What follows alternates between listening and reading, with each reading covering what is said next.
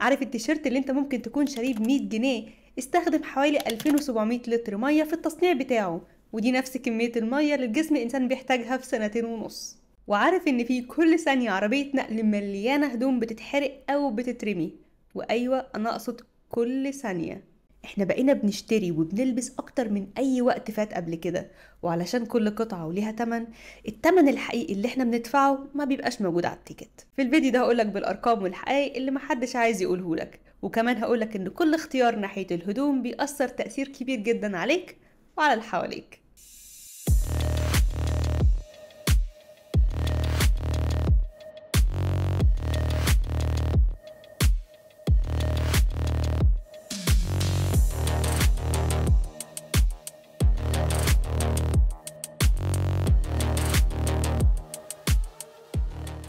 خليني اقولك على حاجة يمكن ما تعرفهاش. في الوقت اللي احنا عايشين فيه ده احنا بنرمي هدوم اكتر من اي وقت في التاريخ. في السنة الواحدة العالم بينتج اكتر من 92 مليون طن نفايات للملابس، وده مش رقم عادي، ده كارثة، لانه على حلول 2030 هيبقى 134 مليون طن.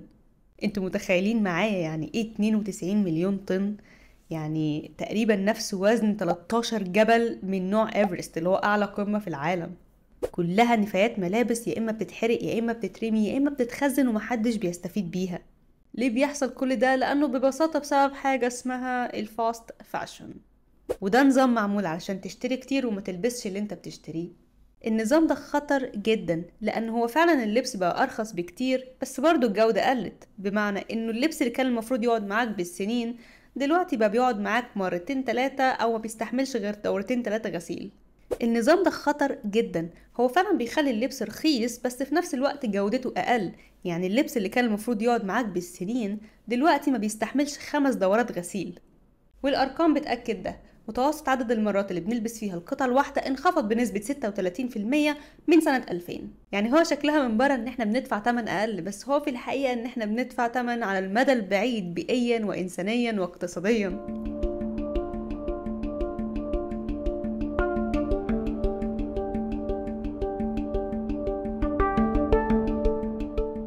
لو الفيديو عجبك ما تنساش تعمل لايك وشير علشان الناس كلها تستفيد، وده كمان بيشجعني ان انا اعمل محتوى اكتر. ولو اول مرة تشوفني ما تنساش تعمل اشتراك في القناة علشان يوصلك كل جديد اول ما ينزل. الموضوع اللي احنا بنتكلم فيه ده مش ترند، الموضوع مهم ومحتاج مننا شغل، وكل مرة انت بتشير الفيديو لحد انت بتساعد في ان احنا ناخد خطوة ناحية تغيير كبير. فاتمنى تكون جزء من التغيير ده وتدعم المحتوى اللي بيحترم وعيك.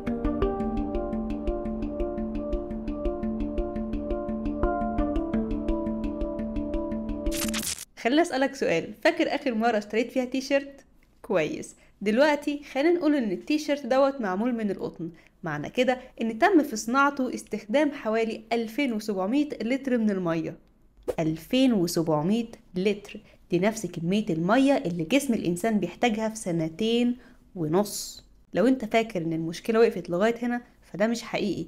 اكتر من 20% من المياه الملوثة في العالم كله جاية من صناعات الملابس، بمعنى اصح هو مش بس بتستهلك المية، لا وكمان بتبوظها. يعني وانتي بتشوفي فستان عاجبك اعرفي انه في نهر بالكامل ممكن يكون نزلت فيه تصبغات كيميائية غيرت لونه وقتلت السمك اللي فيه وبوظت النظام البيئي اللي موجود في النهر ده.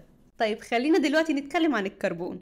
للأسف صناعة الأزياء مسؤولة عن 10% من انبعاثات الكربون في العالم، ده أكتر من انبعاثات الطيران الدولي والشحن البحري الاتنين مع بعض. يعني وانت بتشتري التيشيرت اونلاين اعرف انك بتدفع تمن تاني على هيئة غازات بتتكون في السماء وبتسرع من التغير المناخي. في أوروبا مثلا المواطن الواحد بيحتاج حوالي 400 متر مربع من أراضي الزراعية الخصبة عشان يعرف يطلع اللبس اللي هو بيحتاجه.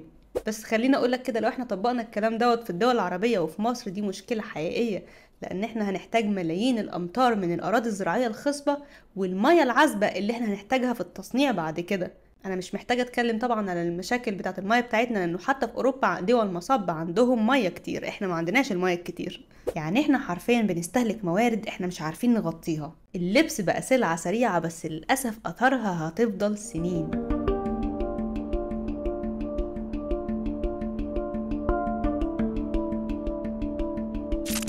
خلينا اكلمك عن خطر تاني احنا مش بنشوفه بس هو موجود في كل غسلة، وايوه انت صح، المايكرو بلاستيك. اكتر من 60% من اللبس اللي احنا بنلبسه دلوقتي معمول من الياف صناعية زي البوليستر والنايلون، يعني بلاستيك. كل مرة بتغسلي فيها البلوزة البوليستر بتاعتك بتخرج منها حوالي 700 ألف جزء صغير جدا من البلاستيك بتنزل في المية.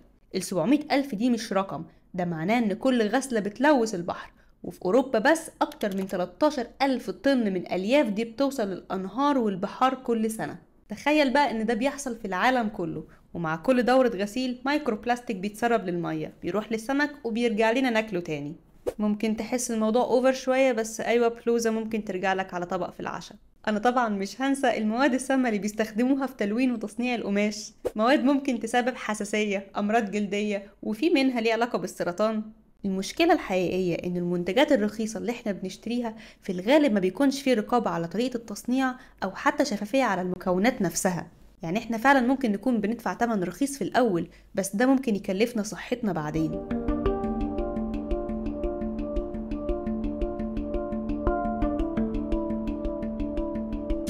انت اكيد سمعت عن حاجة اسمها الريسايكل بوليستر، اللبس المستدام اللي بيحافظ على البيئة. ولو انت مواطن شاطر وعايز تنقذ الكوكب روح اشتري ريسايكل بوليستر. بس في الحقيقة في حاجات صغيرة كده الشركات مش عايزة تقولها لك. 99% من البوليستر المعاد تدويره جاي أصلا من زجاجات المية بتاعت الشرب البلاستيك. يعني بدل ما نعيد تدوير الإزازة لإزازة تانية، لا احنا بنفكك الألياف بتاعتها وبنعملها قماش، وبالتالي ما ينفعش نعيد تدويرها مرة كمان. يعني احنا كده مش بنحل مشكلة، احنا بنخلق مشكلة جديدة وبنعمل نوع تاني من المخلفات اللي ما ينفعش نحله. العلامات التجارية الكبيرة اللي هي بتقول ان احنا بنستخدم خامات صديقة للبيئة هي نفس العلامات التجارية اللي بتحرق وبترمي المرتجعات بتاعتها والحاجات اللي ما اتباعتش كل سيزن. ولا انت هتعرف ولا انا هعرف، لانه مفيش قوانين بتجبرهم ان هم يكون عندهم شفافية يقولوا بالظبط ايه اللي بيحصل للمنتجات اللي ما اتباعتش. في بعض الماركات العالمية المشهورة معروف كويس قوي انها بتحرق وبتدمر المنتجات اللي هي ما اتباعتش عندها بس عشان ما تخسرش القيمة السوقية بتاعتها.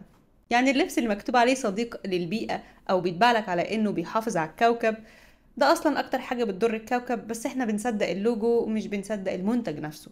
عشان كده انا بعمل الفيديو ده، علشان في اسئلة المفروض تتسأل، وعلشان اخلق وعي مش بس بالمنتج لا وبالقصة اللي وراه كمان. طيب بعد كل اللي قلته السؤال الطبيعي هو نعمل ايه؟ الحل مش اننا نوقف شراء لبس بالكامل، الحل الحقيقي ان احنا نشتري بطريقة اذكى. يعني بدل ما نشتري 5 قطع كل شهر نشتري قطعة واحدة جودتها عالية تقعد معانا سنين. اول حاجة اشتري خامات طبيعية او خامات احادية زي قطن، كتان، حرير، صوف. الحاجات دي بتبقى سهل في التدوير بتاعها وكمان ما بتطلقش مايكرو بلاستيك. تاني حاجة اغسل الهدوم على البارد. افتكر انه كل ما كان درجة الحرارة اقل كل ما كان العمر الافتراضي بتاع القماشة نفسها اطول. وطبعا ابعد عن منعم الاقمشة لانه بيسيب رواسب كيميائية على اللبس بتاعك، ده غير ان هو في حد ذاته بيلوث البيئة. كمان لازم تحاول تقلل من عدد الغسلات نفسها. افتكر انه عدد غسلات اقل عمر افتراضي اطول القماش يبقى تلوث اقل. حاجة كمان انت ممكن تعمل ثريفتنج او تشتري سكند هاند او تشتري مستعمل. في الاف من القطع في حالة ممتازة تأثيرها البيئي تقريبا صفر، وكمان سعرها كويس جدا. رابع حاجة اسأل البراند مين صنع القطعة دي، مكوناتها ايه، ولو ما عندوش اجابة دي في حد ذاتها اجابة ما تشتريش من عنده. خامس حاجة طول عمر القطعة نفسها. افتكر انه القطعة اللي بتلبسها 30 مرة بتحافظ على البيئة 40% اكتر من القطعة اللي انت بترميها على طول. يعني كل مرة انت بتلبسي فيها الفستان بتاعك انت حرفيا بتحافظي على الكوكب. كل قرار بسيط وكل عادة صغيرة هي فعلا ممكن تغير من الصورة كلها. لو بتحب النوع ده من المحتوى وعايز تكمل الرحلة دي معايا تقدر كمان تتابعني على الانستجرام والتيك توك. هناك بشارك أفكار يومية ونصايح عن الاستهلاك الواعي وأفكار كتير عن الاستدامة. هو طبعا كل منصة ليها طريقتها، بس هي رسالة واحدة في الآخر إن احنا بنتشارك مع بعض الأفكار علشان نعيش بطريقة أحسن من غير ما نخسر مواردنا.